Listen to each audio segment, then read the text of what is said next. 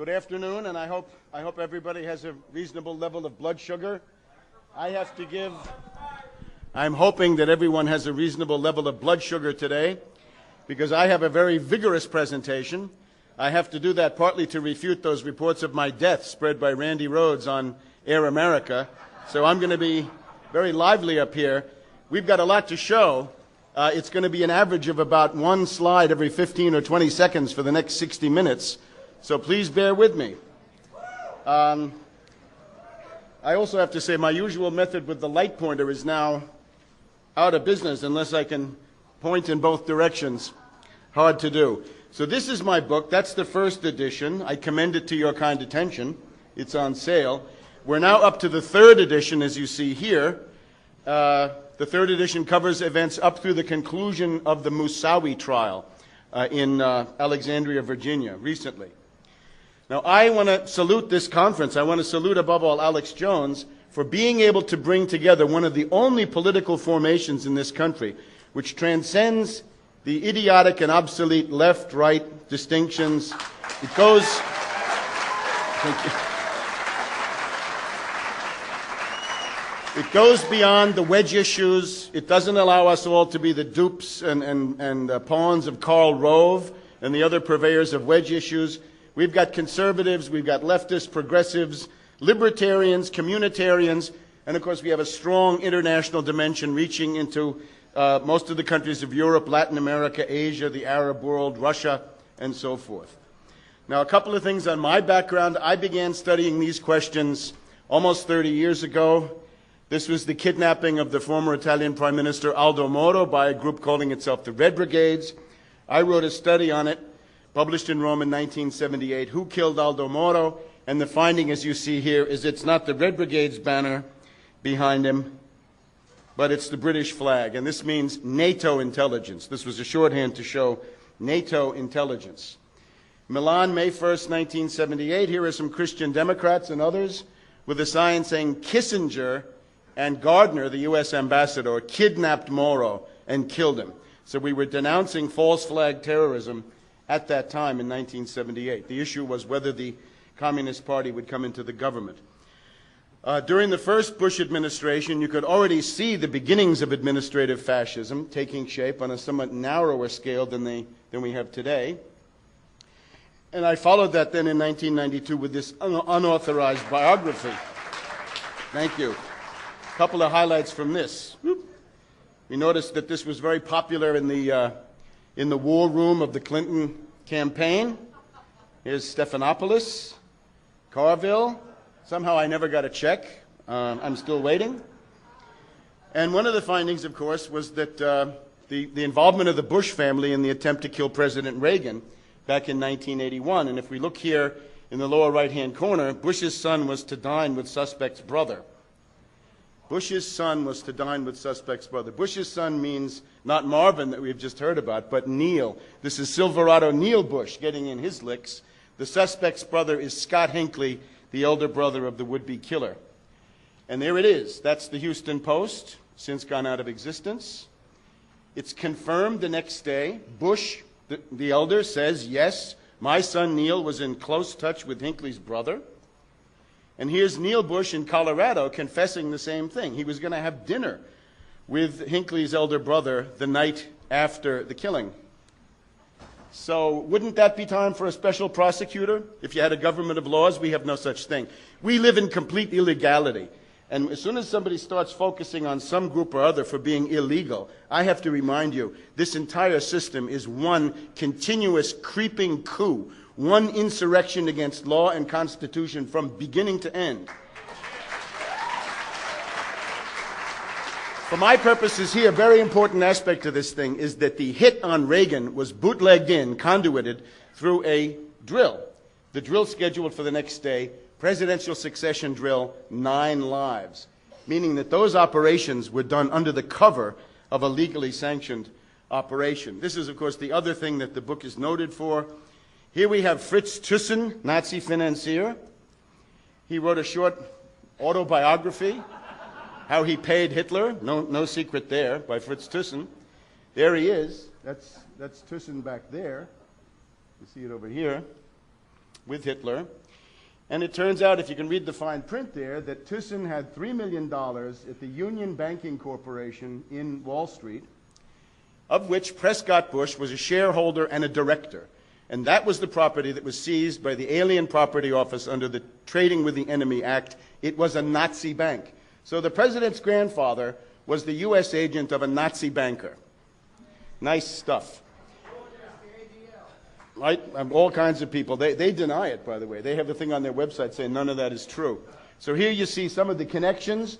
For people who are interested in this presentation, in particular the people doing documentaries, I can give you copies of this if you're interested. This is the book that Bush the Elder commissioned to defend his father. That's Prescott right there. Duty on Our Country. It's a tissue of fiction, and the author here, Herskowitz, is mainly famous for writing a biography of Mickey Mantle, the ball player. Here's another version. Here's a limited hangout done by Kevin Phillips. Copied all my stuff and accused me of being lost in snowdrifts of paranoia. You be the judge. Now let's talk about 9/11 more closely. This is my thesis right up front, and I think I was one of the people who knew it the same day. You can know it in about 30 seconds. You can see, you look at that, it's hundreds and hundreds of people, hundreds of millions of dollars. Who could do it? U.S., British, French, Russian, Mossad. If in China, then China. If in Japan, Japan. A couple of others like that. But given where it was and when it was, it's clear it's the U.S. And it's them, meaning a force within the U.S. command. It is false flag, state-sponsored U.S. terrorism. It's synthetic terror in the sense that it's artificial. We'll go into this in just a minute.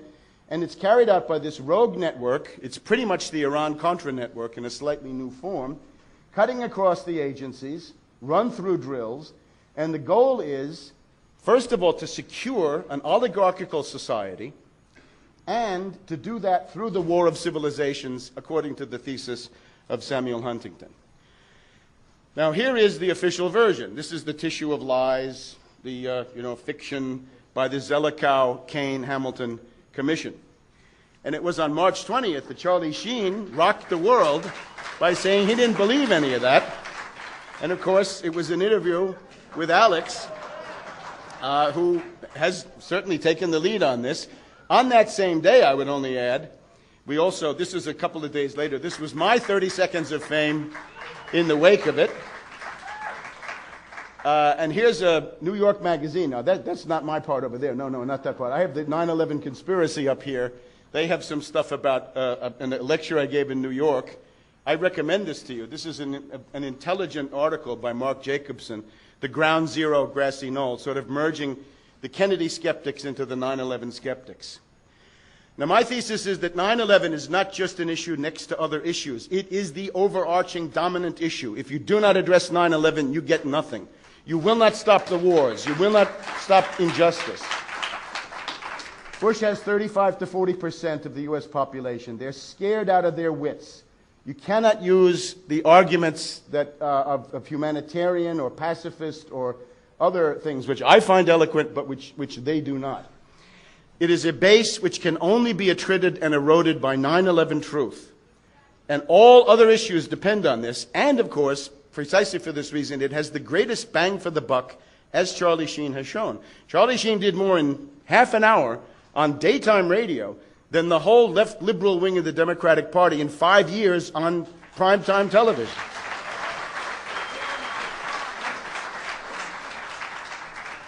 Now, everybody knows that there's this relation, right, that 9/11 truth is bad for Bush and Cheney. It's clear. But let's look for some really authoritative sources. Here we have Doonesbury. Now, look, this is the end of 2003, and he actually started with this 6 months earlier. Well, what about the chaos in Iraq? 9/11. The $500 billion budget deficit. It's more like $1 trillion now. 9/11. Environment. 9/11. Is the answer to every question 9/11? Yes. 9/11, 24/7. How long? 11/2, the election. 10/4. And of course, this is what he does. The argument made on Iraq is not an Iraq argument primarily. It is an appeal to the fear of 9/11. Similarly here, same speech, almost a year ago. Nothing has changed. Karl Rove has even stressed it. Lessons of 9/11 take center stage. How about another one? Press conference at the White House. Time to have a mic test. What's he going to say? 9/11. Well, everything about Iraq, the dead, the 2,500 now, torture, Plamegate, quagmire, 9/11, 9/11, 9/11. Domestic deficits, no bid contracts, gas prices, 9/11. And here we have the helpful Skippy McScapegoat. Skippy McScapegoat wants to show you how you can use 9/11 in a similar way in your personal affairs. Everyday jams, use 9/11. You knock over the cans, 9/11.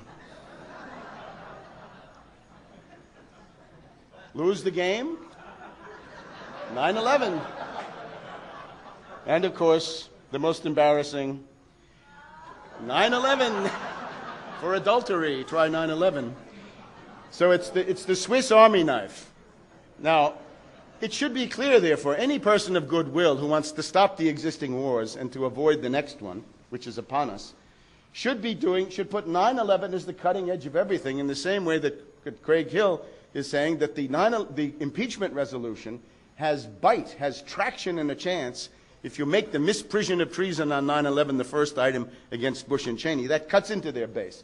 If you make Iraq the first item, that solidifies their front.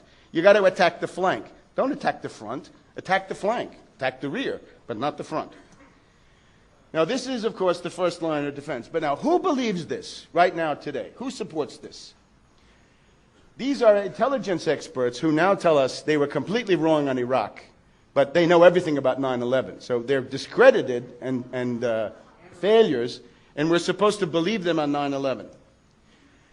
Now, I think in this case we have to recognize that the left liberal intelligentsia, the so-called radical liberals or gatekeepers, are the main supporters of the 9/11 myth. Here's a list.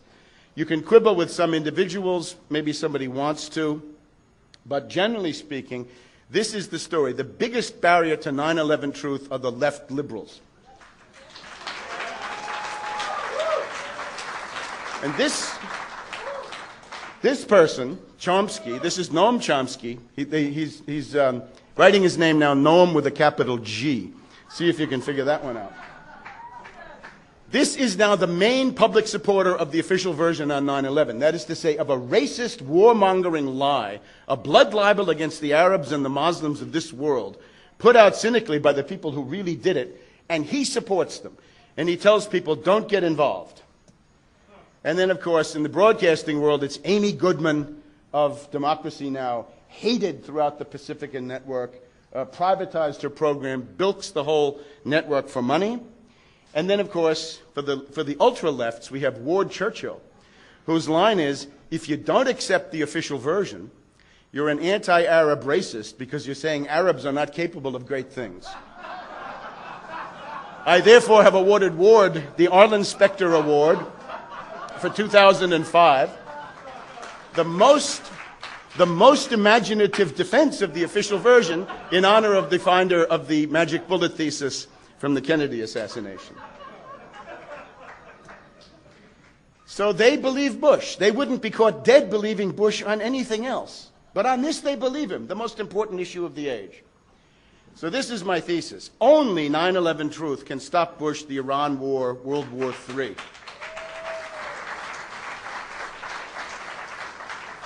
And if it weren't for the gatekeepers, Bush's 9/11 flank would be in the air. And of course, no gentleman wants to have his flank in the air on such a important issue. And it's all the more shameful because we now know for sure that the Gulf of Tonkin resolution, the main formative experience of the lives of most of these people, the Gulf of Tonkin of August 1964, the fake incident, we can go into it, was a fraud. And we know that officially since last November. According to World Press, the in-house historian of the National Security Administration, Hanyak Agency, says that they faked all of these reports. Now, my conceptual scheme is a little bit more complex than it has been in past presentations. If you want to understand state-sponsored false flag terrorism, you got to look at patsies, moles, professional killers, or technicians. Remember that the government resources are accessed by way of drills, and that the command center is privatized, I would think. Dick Cheney runs 9/11. An old drunk with 3 heart attacks and 4 pacemakers, his ideologue wife yapping in his ear from the American Enterprise Institute, and he can't hit the broadside of a barn, and he's going to direct all this. Well, no. He has tasks. He is a cog in the machine. He's part of the coup, but he's not directing anything. The thing is being directed from some private military firm. I'll show you some candidates in just a minute. Let's look at some patsies. The classic patsy is, of course, Oswald, who said, quote, "I'm just a patsy." He knew what he was. He is, of course, a double agent, FBI, CIA, or something like that. The problem with the patsy is the question of physical impossibility. The patsy has all kinds of criminal intent. Don't ever say a patsy is innocent. Patsy is not innocent. The patsy is guilty of criminal intent. But what he lacks is the physical, technical capability to produce the effects you see. In other words, Oswald, using that rifle, can't shoot the number of shots in the available time with the necessary accuracy. He can't do it. He could be Satan himself. He can't do it. Sirhan has a pistol with 8 chambers. He can't shoot 12 or 14 shots out of 8 chambers. Can't do it, no matter what criminal intent. Okay? Patsies are expendable. The obvious thing to do with a patsy is to liquidate them, because otherwise they can blackmail you, nothing but trouble, so you liquidate them. Now here are the patsies. We have, of course, the famous Atta. I want to focus your attention on Hani Hanjour, because when Professor Fetzer was showing the plane coming in, that was Hani Hanjour at the controls, and this guy is a documented basket case. They're all low-grade subjects, and we'll see what they are. Fanatics, dupes, double agents. Some of them are schizophrenic. They go back between double agent and dupe or fanatic. A very special case. Here in Hollywood, we remember Rudolph Valentino in the 1920s, and particularly the famous film The Sheik, where the Sheik would hypnotize women with his gaze, right? So this is what he was trained to do. The job of a patsy is to make sure you get noticed everywhere you go, and nobody will ever forget they saw you because you've got that gaze. He's also a sex maniac, a cocaine addict, a drunk, and a cat torturer. One of his hobbies was to pull cats apart, to literally tear them limb from limb. If you want to know the dynamics, again, thanks to Hollywood, we have the package here. This is an attempt to kill Gorbachev in the 80s, and they bring in 2 people. They bring in a professional killer, which is this character over here, right? Bobby Lee Jones, and then the other guy is a dupe. He's a patsy, and they kill him. How about Zarqawi? We just had the great Zarqawi campaign a couple of days ago. And as I say, the thing with him is he's not an individual. He's a stable of doubles. Doppelganger, right? If you look in World War II, it's always doppelganger, doppelganger. So here he is. His secret is that this stable is run by U.S. and British military intelligence. Why? Because he commits atrocities. You can therefore vilify the Iraqis in the eyes of world public opinion, and you can scare the hell out of the bourgeoisie and the petty bourgeoisie. The property classes don't want to be left to that guy, so they say, maybe we take a chance with the U.S. rather than get our heads cut off. Also notice, what he does is kill Iraqis. He doesn't kill invaders, he kills Iraqis, and he likes to kill Shiites. But wait a minute, was that the same guy? Well, I don't think it is. It looks to me like he's obviously 2 different people. One guy on the internet put together this photo gallery. This is all the same Zarqawi, we're told, but I think I see 3 separate people. In the first 3 are all separate. So much so that we have this other account which shows where these Zarqawis might be coming from, right? Jay Leno is going to put this on tonight for us. They're actually all 4 of them are going to make an appearance tonight. Now also, Bin Laden is also a patsy in many ways. Bin Laden is a dreamer, a misfit, a basket case in his own right. Couldn't find the men's room without a CIA covert operation. Gets dialysis, all kinds of things, legal services from the CIA. The important guy here is Zawahiri, more like a controller, MI6 agent, British agent. And Zawahiri goes back to the assassination of Sadat. Remember Camp David in the late 1970s? This attempted partial peace with all the problems it had led to the assassination of Sadat in 1981. Zawahiri was a key guy, and he took refuge in Britain. The Egyptians tried to extradite him. They couldn't get him out. Now, if you have enough patsies, you can go beyond just patsies or stable of doubles, and you can get a counter gang or a pseudo gang. This is a very important term. I think Barry Zwicker has it in his new book. That's the source. Major Frank Kitson, Gangs and Counter Gangs, sometimes writes about pseudo gangs.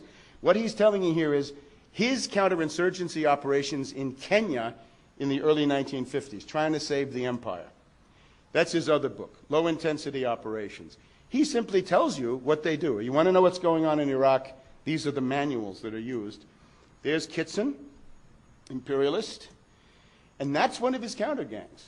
In other words, there was the Mau Mau, so he said, look, I'll set up my own group, call that the Mau Mau, I'll send them out, they'll kill the real Mau Mau, like Zarqawi, and commit tremendous atrocities, so we British can say, we're fighting for civilization against those savages in Kenya, right? If we got out, then the Mau Mau would take over. Perfect use for these things. Now the moles. These are the government officials who are marching to the tune of the secret government. Richard Clarke is a mole. He's the one who marched into the White House in the morning and started yelling, Al-Qaeda, Al-Qaeda, Al-Qaeda, bin Laden, bin Laden, bin Laden. He is the darling of the 9/11 Commission and of the television, and it was actually his media contacts that put out the line during the day that it was bin Laden and Al-Qaeda. And of course, his demagogic gifts got him a success at these hearings, which is very unfortunate. It shows indeed that the families were gulled, I think, terribly deluded by this guy. We can't forget Mayor Giuliani. Ooh. One of the most hated figures in New York and really the whole East Coast. As a New Yorker, I guess, my uncle was a New York City cop, so I have a certain hatred of him, which maybe goes beyond. What he did, of course, is destroy the crime scene, right? Chop it all up, send it to China, melt it down. And in order to cover that, though, the cynical playing of the policeman against the fireman was a masterpiece of manipulation by this character.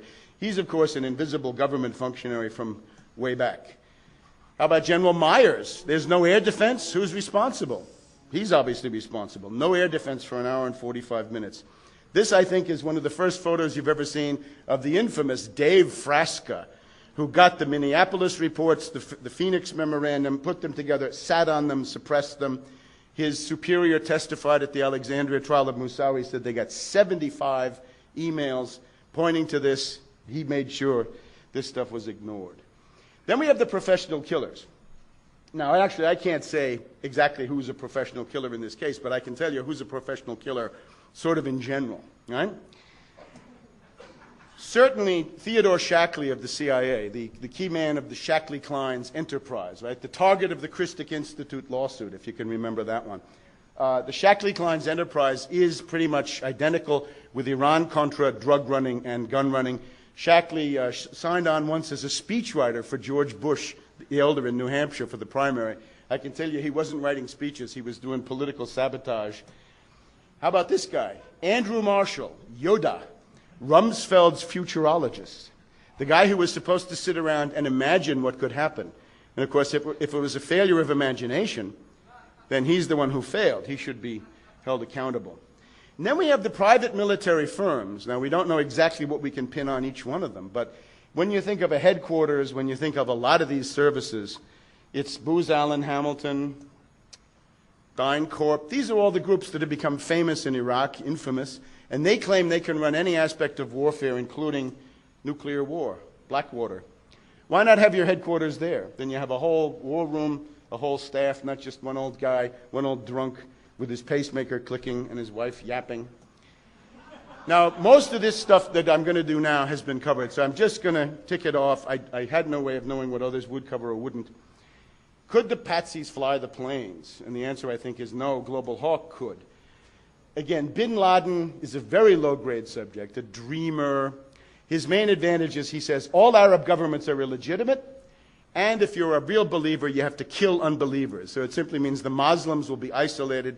They can't make deals with Russia, China, India, Japan, South Africa, Brazil, anybody. They can't. They're going to be isolated.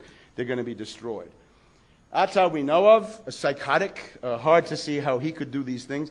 On the other hand, there are at least two Attas. There's a growing body of opinion that there's a double in play for him too. As soon as you have doubles, of course, it's an intelligence operation. Now we have Musawi. The story with Musawi is that he was described by his own lawyers as a paranoid schizophrenic with delusions, and I think this is fundamentally accurate. He pled guilty, he put his head into the noose, he avoided death by one vote, an amazing story. And in order to build himself up, he said he was going to take a Boeing 747 and attack the White House. Well, this guy comes from the School for Patsies. This is the Finsbury Mosque in London, which is run by, in effect, British intelligence as a school for patsies. And this is where he was found, and also when he was going to get that 747 and attack the White House, he was going to be accompanied by the ferocious shoe bomber, Richard Reed. Kids are going to have nightmares about this guy. This is, again, the pathos, the cruelty and deception of the world are monstrous and overwhelming. If we didn't laugh, we'd have to cry. This is a mentally retarded derelict who was sleeping on the floor of that mosque, and indeed this one. This is Brixton. Those are the two main patsy mosques in London. So he's a mentally retarded derelict sleeping on the floor, and they get him to go and try to blow himself up. And this is precisely what they do. Then we have the Toronto 17, a couple of days ago. Fertilizer bomb was delivered by the Royal Canadian Mounted Police. So, of course, if Sergeant Preston of the Yukon, accompanied by his horse Rex, and Yukon King, the Wonder Dog, come to your house and say, "Congratulations, you have won a 10-year supply of fertilizer, sign here." Don't sign, or you will be arrested. There's also the London case. 250 people come to the guy's house, shoot him, and then they're supposed to find cyanide and sarin, and they don't find anything. And then the Miami Haitians. I mean, I haven't been able to really study this one. The Miami Haitians is clearly a group of deluded individuals. They're supposedly Haitian Christians, and they were obviously approached in a sting operation, an entrapment operation by the FBI, to gin up what? To gin up more propaganda for the official version, which is collapsing, right? The dams are breaking, and they've got to counterattack. So the best bet, I think, in terms of what whatever flew, interesting question in itself, is this Global Hawk, which we know they have, and they can do that, and they can fly any airplane they want by installing that. Why no air defense for an hour and 45 minutes? Well, again, that's clear. That can't be anything but the U.S. command. Remember also that if you're an honest general, you could have one plane or two planes. You know what you'd do with your two planes? You'd put them over Washington, D.C., to avoid the decapitation of the National Command Authority, which was the nightmare that these people grew up with. The controlled demolition has been covered better than I could. Look at the power of this. Look at these huge masses of debris being thrown, in some cases straight up in the air. There's nothing in the official reports that could explain that. Here in Los Angeles, you had a big fire in the late 80s. This building burned, never collapsed. Philadelphia, the early 90s, Meridian Plaza, burned, never collapsed. This is the Madrid Windsor. We saw this with Jimmy Walter on the Euro Tour last spring and summer. That burned lustily for 24 hours, never collapsed. We saw the gutted skeleton. Now, this, of course, is especially acute because the internal columns here, right, these extremely strong central core columns of the World Trade Center, right, these 47, 48 columns, are essentially the superstructure of a battleship. They're essentially a suspension bridge. There's no way that burning kerosene can ever affect these in the least, if only because of the radiator effect, right? It's going to radiate away.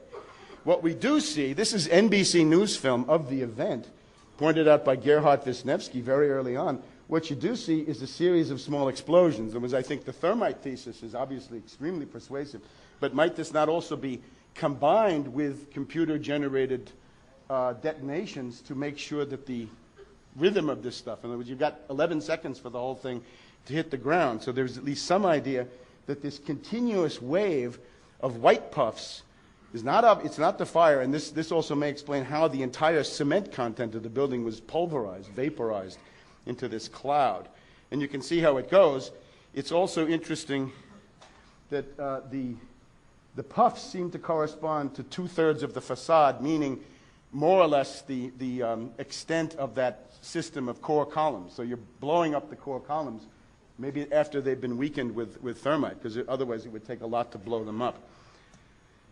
So this obviously makes no sense, and indeed there has been speculation about nanotechnology and other forms of even more exotic methods.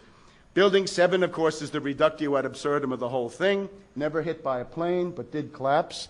A pretty clear example of controlled demolition. Government tries to avoid it. This is the classical sort of Loiseau-style controlled demolition. You identify the main columns and blow them up. And then, thanks to Professor Jones, we've got these things which stress the molten metal, right? Very dramatic molten metal. And I found this one. This impressed me so much when I saw it in Chicago, I had to come and take it. So I hope that's all right. But I think this is tremendously dramatic, right? This looks like the eruption of Vesuvius with molten lava. And how can we explain this? What kind of kerosene can do that? Obviously none. And then we have, in addition to this is seen from above, the destruction of the towers, building 7 over here. Here's building 6 with a huge crater in the roof. Never really explained. That's another one. And down here, interestingly, the pools of molten metal, which are reported to have been there for weeks and in some cases months after these explosions. What force on Earth, except maybe thermite or some other combination, could have produced that? Certainly not kerosene.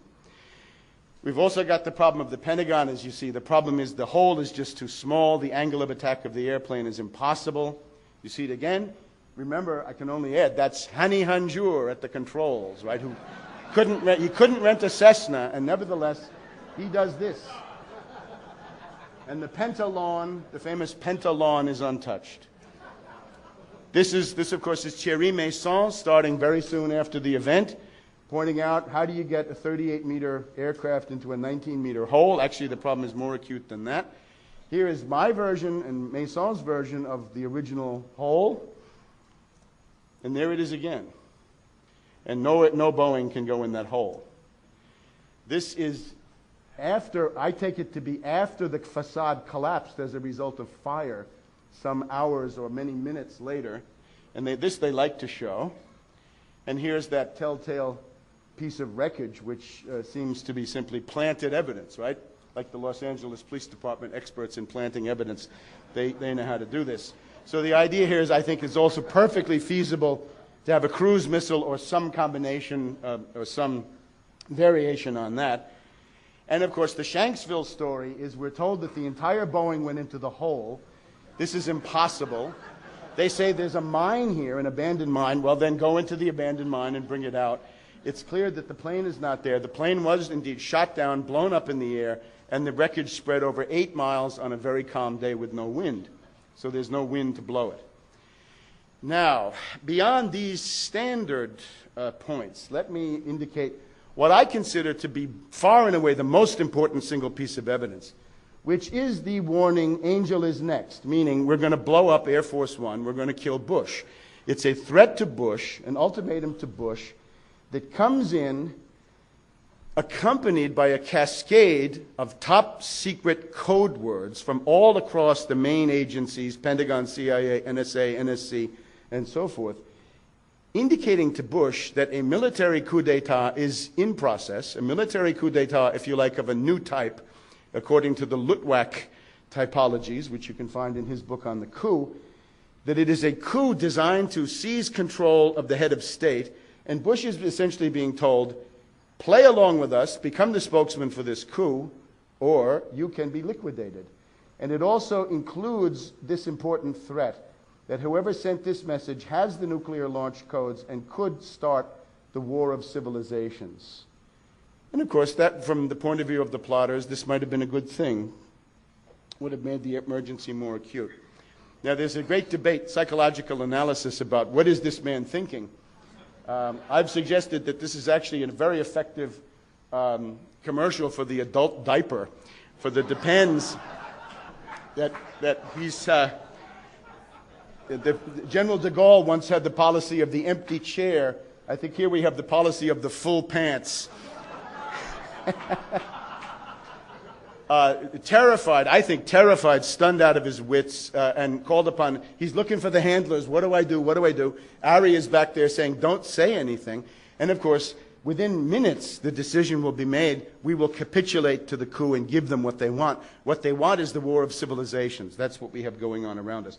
There's a debate about was he told. I think Bush knew. I've seen bumper stickers that say Bush knew. This is an oxymoron. How can Bush know anything? Bush is a moron. I think you would be very, very poorly advised to tell him anything in advance. What you tell him is, Mr. President, big day tomorrow. Make sure you follow orders really quick tomorrow, Mr. President. And this is not just, I'm not just ranting. It is a historical analysis. If we have time, I can take you into it at the end if the clicks go by. About a year ago, this was where a small plane is approaching Washington. The White House is evacuated. The Congress is evacuated amid scenes of panic. And Bush is riding his bike at Greenbelt, Maryland, and he's not told. So the U.S. government went to red alert, and the president is not told. I think that's fairly standard. I don't think, he's not. Is he told before? In this case, something's actually happening, and he's not told. Remember the question about whether to wake up Reagan, yes or no, when something happens? Remember? Relevant. Okay.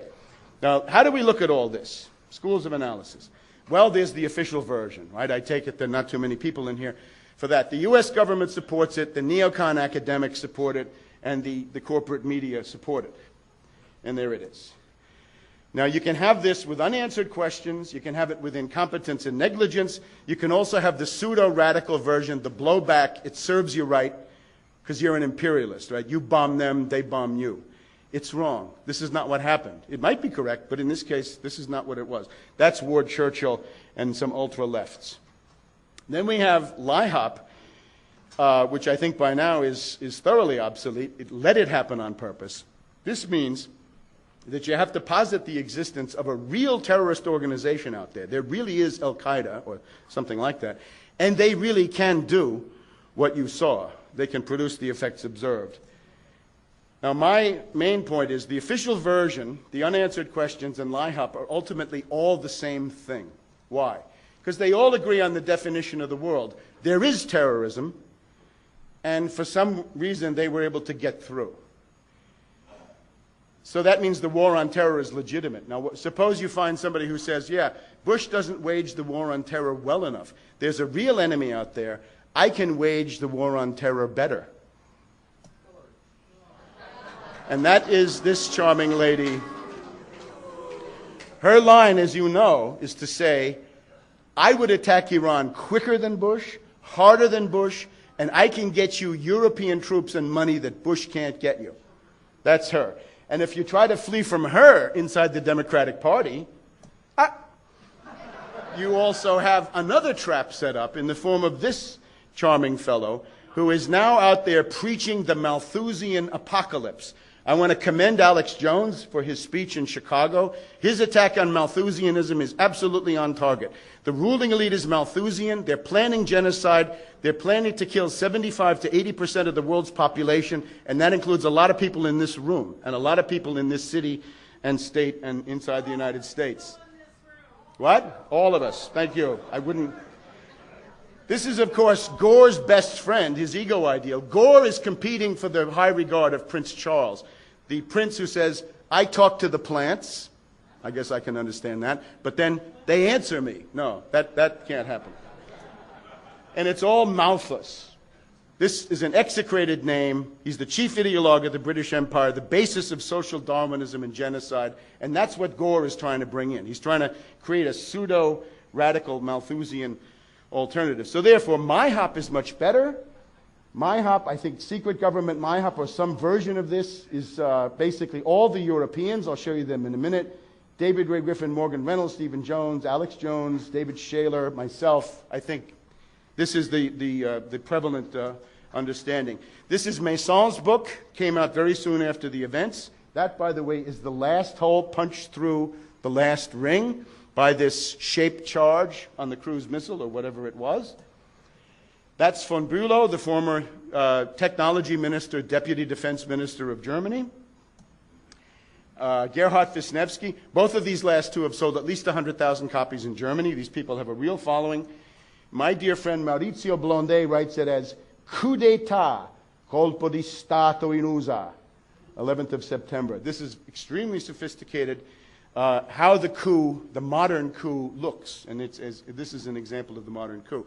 And here's Annie Machon and David Shaler, both of MI5, both whistleblowers. This is their book. And after that, they went on then to the MyHop. So the goal of this movement, I would say, is we've got to get to the point where we know that if terror occurs, it's not coming from the cave or Hezbollah or Iran. It's coming from Cheney. Cheney is, of course, a kind of a shorthand.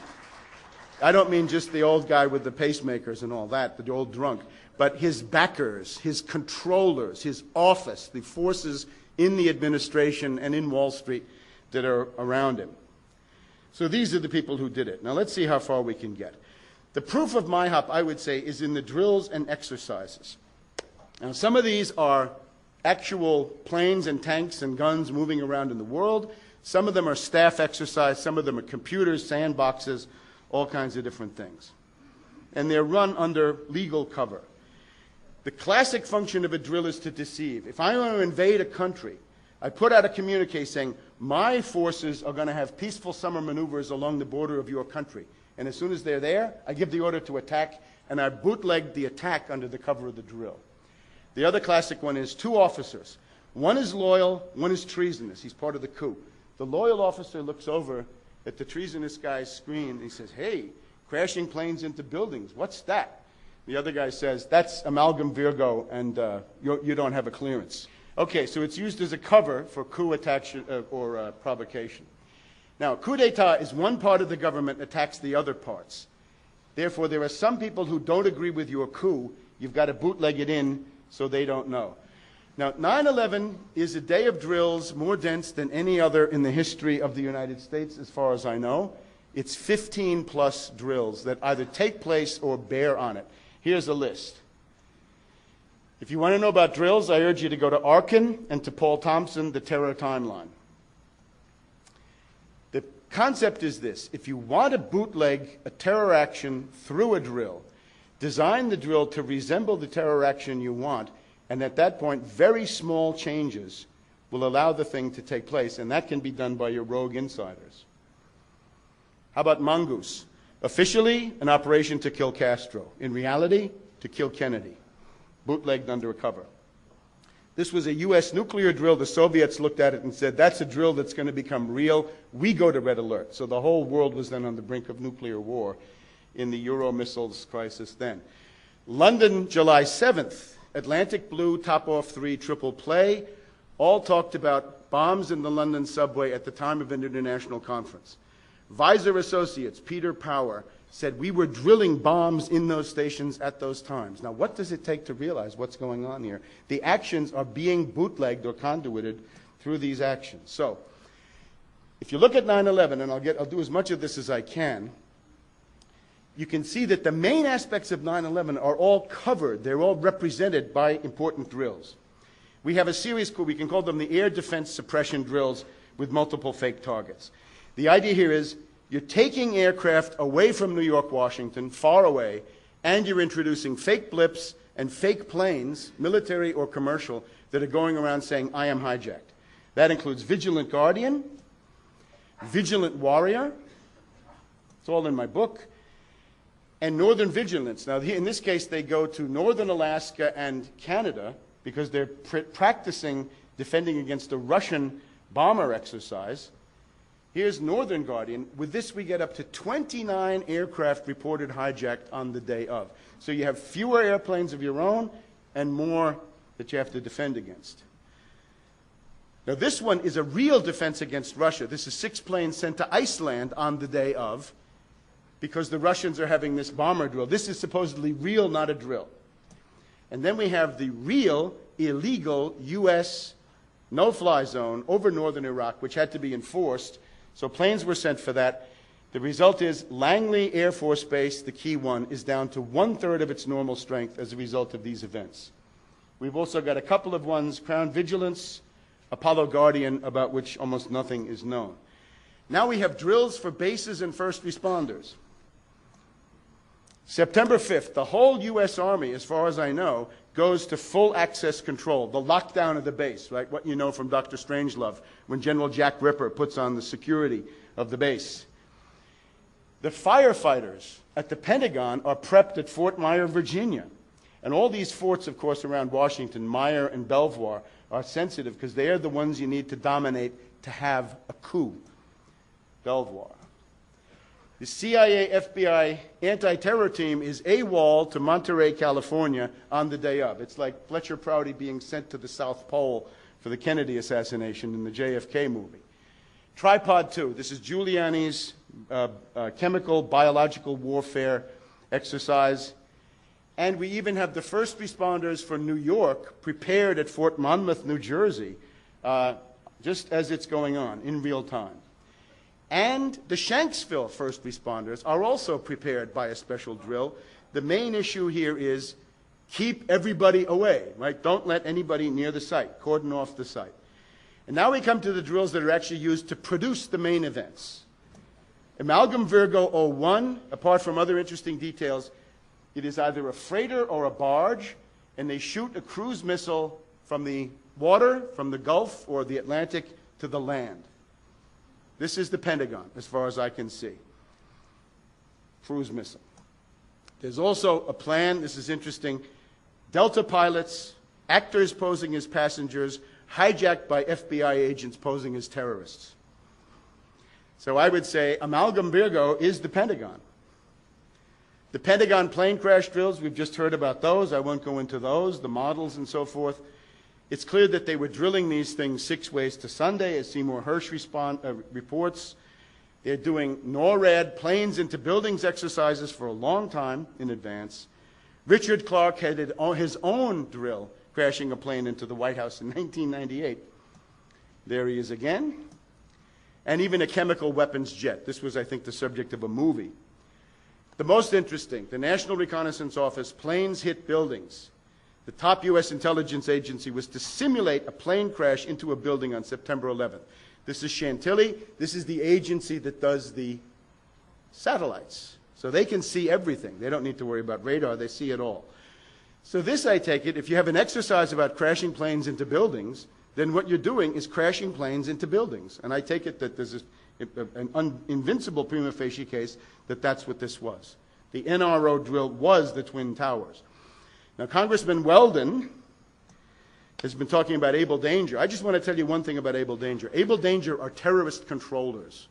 They're not good guys who are reporting on the movements of these terrorists. They track them because they run them. They have to supervise them. And he says their task was to manipulate. As soon as you say manipulate, that's what a terrorist controller does. That's what it means to be a terrorist controller.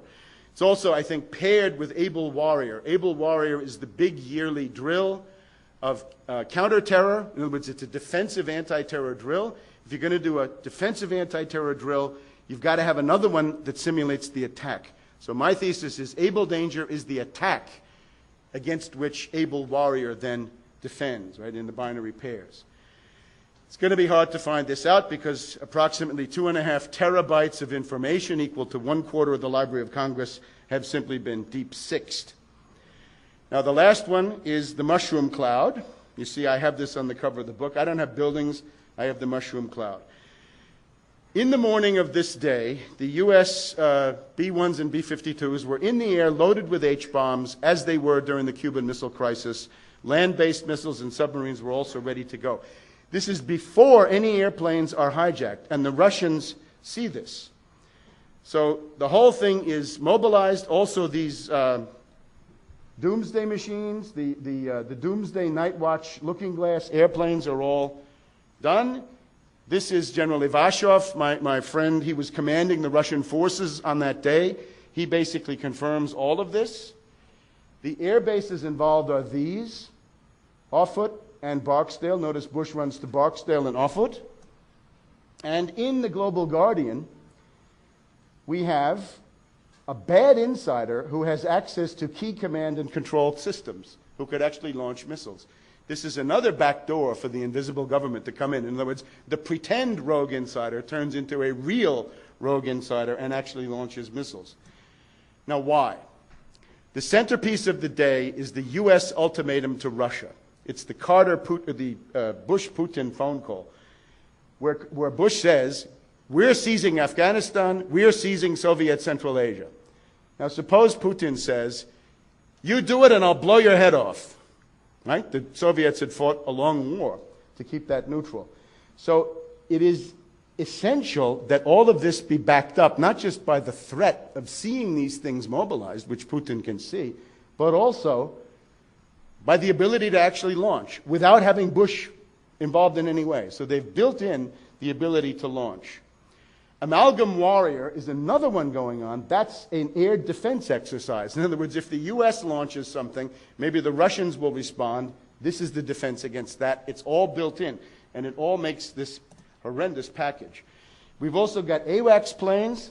General Arnold, on his own initiative, sends an AWACS to Florida and an AWACS to Washington. Looks like a place where they would be, well, for Florida is where Bush is, Washington, the government. And these are command centers of that type. So this is a coup. It's a military coup, if you like, a coup of the rogue network. And the goal is to seize control, in effect, of the head of state. And in the meantime, we're now on a permanent war mobilization with the Khan plan. We've got global strike implemented all around us. And we're under the Cheney Doctrine. The Cheney Doctrine simply says that the Pentagon has to be ready for the nuclear bombing of Iran soon, under the cover of a fake new 9/11, or perhaps new Gulf of Tonkin. Cheney is not doing rain dances getting ready for this. He's making it happen. A large-scale assault on Iran involving both conventional and tactical nuclear weapons. Bush was asked on April 18th, are you getting ready for a nuclear attack on Iran? All options are on the table. It may be a hopeful sign that his helicopter wouldn't take off 2 days after that. This, of course, would be a tremendous regional conflagration. I don't have time to go into the details. The oil aorta of the world, the Strait of Hormuz, is likely to be interdicted. And now we have just 2 or 3 days ago in the Washington Post, two Clinton administration people, Perry and Ashton, Carter from the Pentagon, saying it's time now to have a preemptive attack on North Korea because they have this missile. Their missile may be a peaceful satellite, but they say bomb it while it's on the launching pad. These are paths to World War III. And the scariest one of all, and the one that I'm going to leave you with, is this one from Foreign Affairs, the Lieber and Press article. And I quote, "It will probably soon be possible for the United States to destroy the long-range nuclear arsenals of Russia or China with a first strike." These are the neocon fascist madmen. That's them. Dr. Strangelove is back. There he is. That's your government. And that's where some of these characters are going to be. This is now the issue, and this is not, I'm not exaggerating in any way, I sincerely believe this. This is the problem we now face. Of course, if you really want to follow this out, of course, if you're going to have a first strike, remember the other guy may have a doomsday machine, as he did in the movie, and it turned out that Russia did have a doomsday machine, meaning that they most likely still do. So the problem now is you may wake up in the midst of the day after the Iraq cakewalk, we're being offered the thermonuclear cakewalk. Now you can stop drills, we've done it, monitor drills, identify drills and shut them down. What I would do is just leap ahead here a bit. I have to jump over, all my wonderful stuff. Hey. I'm sorry, I've been told. Let me just, I've been given a deadline. Maybe I can come back at some later point. But I just want to conclude. I'm so...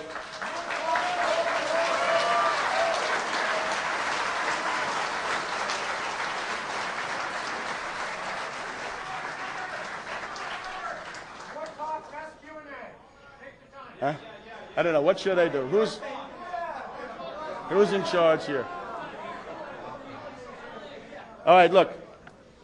In Chicago, what came out of the Chicago conference is very specific. There are 6 action points that came out of that conference, and they were approved by acclamation in a gathering not quite so large as this, but quite considerable nevertheless. And I just want to, if you're interested in stopping World War III, this is an action program. People wanted to know what to do. The first is impeach Bush Cheney, but the only hope for doing this is the first article of impeachment, 9/11 crimes, including the misprision of treason.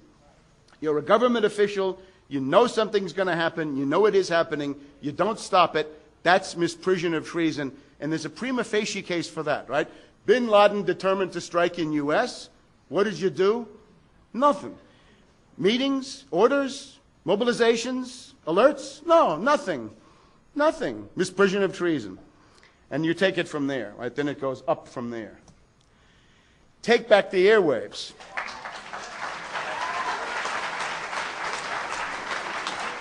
The goal is to bombard Air America, C-SPAN, any and all radio talk shows, right? Al Franken, that other guy, Ed Schultz in the afternoon.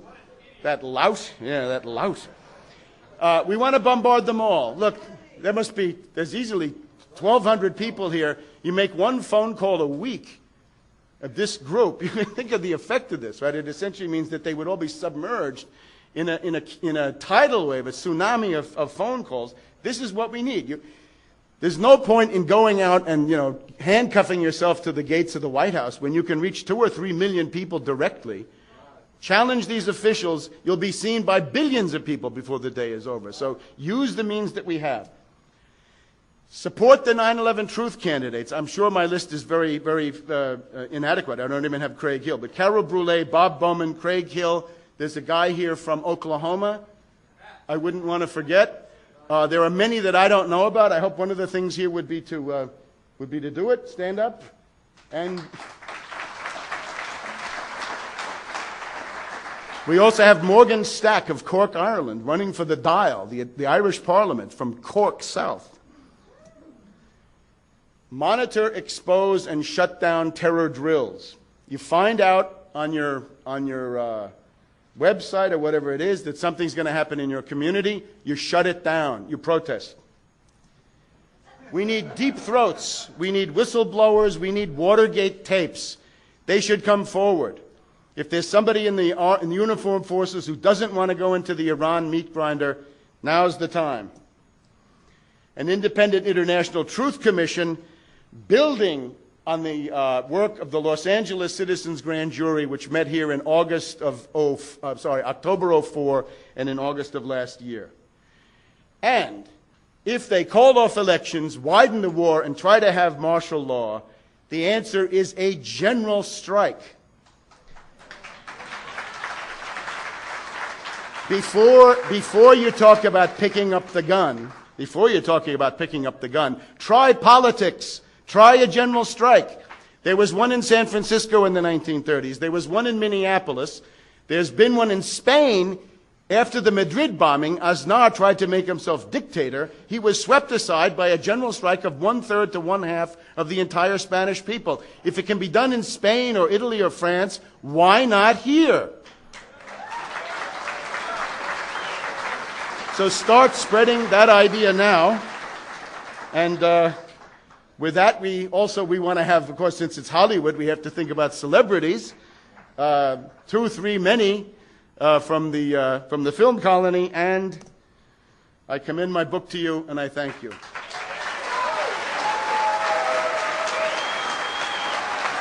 I'm told we have 15 minutes. Now, I leave it up to you. You want to see those slides I jumped over? The scenario is Samuel Huntington's Clash of Civilizations. This is the plan for the Middle East under Samuel Huntington. Iraq divided into 3 parts, Iran divided into 6 or 7 parts.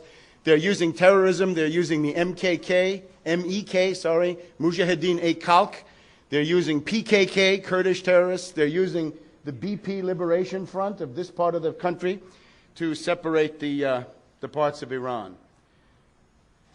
Now I want to call this very much to your attention. He has also written, after he finished that, he wrote another one called Who Are We?, which is an attempt to formulate an ethnic or völkische identity for the United States. And it has a lot to do with current events. His thesis is, well, as you see, in the contemporary world, the greatest threat to societal security of nations comes from immigration. I submit this is a lie. The main threat comes from economic breakdown crisis, financial crisis, globalization, the destruction of the standards of living, the union busting, and generally the death agony of the U.S. dollar. So if you believe this, if you go with me on this, you'll be fighting finance oligarchs. If not, you'll be fighting other groups in the population. Just a couple of words now. The history, I say invisible government, what is it? 3 key events. Grover Cleveland capitulates to Morgan, the USS Maine and the Spanish-American War, the McKinley assassination, very quickly. J.P. Morgan, the dominant figure of Wall Street, Jupiter. Who is he? Why is he there? He's the agent of the British. He represents the city of London. A charming fellow. Here he is talking to the press. J.P. Morgan. Who does he work for? King Edward VII of Britain, nobody less. Some people say, oh, Rothschild. Here, this is Rothschild's boss. This is the guy who snaps his fingers and Rothschild jumps. Rothschild wants a seat in the House of Lords, and he's going to get a seat under a palm tree in Palestine, thanks to King Edward VII. And, of course, he's an old roue and degenerate, but he loves the Anglo-Saxon master race. That's his plan. Here's Grover Cleveland, Democrat. He's going to capitulate. And essentially the way it works is this. The British organize a run on the U.S. gold stocks in 1895 to the point where Grover Cleveland surrenders to J.P. Morgan, issues these Morgan bonds, and Morgan says, okay, in that case, I'll call off the attack on the dollar. I'll call London, telegraph London, and tell them, stop attacking the dollar so the U.S. can go on. Now, some of you may not have seen one of these in quite a while, but that's a $1,000 bill. And that's Grover Cleveland on there. You can see how much they liked him. This is, of course, pre-9/11. Now, William Jennings Bryan in 1896 was so upset about the Cross of Gold. What is he protesting? He's protesting the victory of Morgan. He's protesting that Morgan has shown that the House of Morgan is more powerful than the U.S. government. That's the issue. If the House of Morgan is more powerful than the U.S. government, they take over. And they have taken over, and that has been the rule ever since. And the president has generally been a puppet since Grover Cleveland, actually before. And there's William Jennings Bryan with his famous Cross of Gold. Now then, of course, we have the Maine, 1898, Havana Harbor. And, of course, the Hearst Press, right? What we have today in the media, not new. And here we see them, algunos bin Ladenitos españoles. They're about to blow up our ship with this mine, you see? There they are in their bunker. They're going to blow up the Maine. There's no proof. If you read up here, it says, this picture fixes the responsibility to the satisfaction of the American people. Yeah, that's good, but it's a complete fabrication. McKinley did not want war. McKinley said later on, I didn't want the Philippines. The Philippines caused a tremendous war. So he's forced to do it. And then we get this character, Theodore Roosevelt, the archetypal liberal financier Republican puppet of the House of Morgan. And he's puppet president. One of the main Republican bosses, Hanna, when TR gets the vice presidential nomination, he says, you fools, don't you realize there's only one heartbeat between the presidency and this madman? Madman he was. The British ambassador was his sometime controller and said, you must remember that the president is about 6. Nothing changes. Now, the trick with Roosevelt is this. The two forces that are united in him are the Confederate intelligence, the Confederate Secret Service, and Wall Street merged. His mother comes from the Bullock family of Georgia, and her brother, this is Theodore Roosevelt's uncle, was the head of the Confederate Secret Service in London, and he put up these commerce raiders like the Alabama, the Shenandoah, the Nashville, destroyed the U.S. Merchant Marine. It hasn't recovered ever since. And that's his father, Theodore Roosevelt Sr., a patroon. In other words, the old Dutch land grants in the Hudson Valley from the 17th century. So he's the personal union of Wall Street and the unreconstructed Confederate Secret Service. Now, the only problem is McKinley is still president. What can be done? Assassination. Here's McKinley being assassinated by Czolgosz in Buffalo in 1901. To get rid of him, so Theodore Roosevelt can become the puppet president. Here's Czolgosz, again, a patsy, mentally disturbed, anarchist, recluse, low-grade subject. That's the controller. That's Emma Goldman, who had Czolgosz in her settlement house and prepped him in the way that somebody must have prepped Richard Reed to do what he did. So the wretched man went out and did it. The last case is Woodrow Wilson. Of course, he institutionalizes the Morgan supremacy through the Federal Reserve. Here's his controller, Colonel Edward House. Edward House, known to his friends as Whore House. He told Woodrow Wilson what to do. And of course, in 1917, Morgan goes to Wilson, it's a younger Morgan now, and says, if we don't intervene, the British and the French will be bankrupt, I will be bankrupt, you will be bankrupt. So we must attack. So this is the declaration. Totally useless, totally gratuitous, no real reason for the U.S. to be in this. So the U.S. doughboys go into World War I and are massacred in significant numbers. And that's my history, my thumbnail sketch of the invisible government.